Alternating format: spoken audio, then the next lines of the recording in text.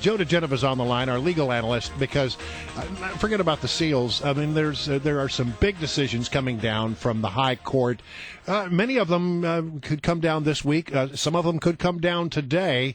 I think it's the gay marriage issue that seems to be sort of the big one everybody's looking to see what the high court's going to do on. Speaking of swimming with sharks, I'm glad to be on the show, guys. Well played, sir. Well, whatever the court's going to do on DOMA and the California gay marriage initiative, that's all set in stone now. It's probably at the printer. We'll all find out together. I have no idea what they're going to do on affirmative action and voting rights. I think they're going to change the ball game. I think this is going to be quite a time. Those cases are actually... In what way? Well, I think they may limit affirmative action in higher education even more, based on the fact that a number of big American universities and colleges were purposefully submitting false data to the federal government about what they were doing to implement previous Supreme Court decisions, and I don't think the court is real happy with those big universities, especially the University of Michigan.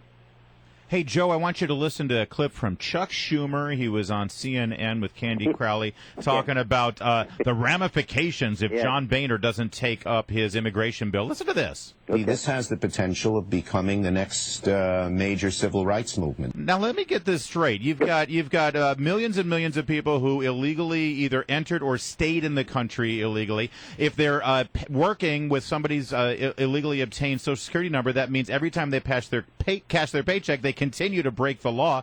How is citizenship a civil right? Well, you can only think this way if you are a Democrat. It's very important for you all to realize that Democrats live in an alternative universe which is blessed by the mainstream media. And so they're allowed to say completely stupid things like Chuck Schumer did on Sunday. Remember, Schumer knows how to play politics only one way: thuggish, hands on your throat, knee on your neck.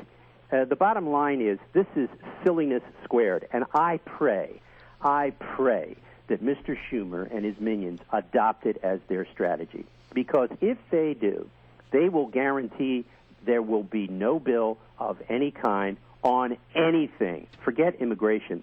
This is the arrogance of somebody who has never felt the sting of being in the minority status in the House or Senate. Chuck Schumer is a vicious partisan. He's almost as bad as Dick Durbin. But let me tell you something. If this is their strategy, bring it on. All right, so we got this NSA leaker.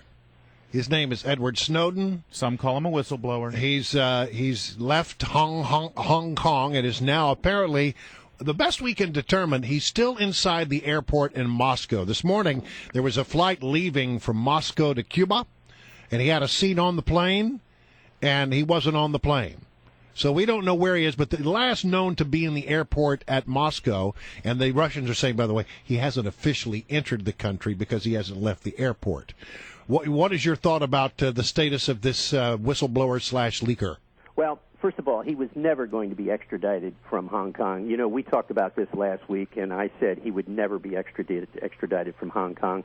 That delicate balance there, that dance between the former British colony and mainland China is just that, a dance, and it was just easier to get rid of him. The Chinese were happy to accommodate that.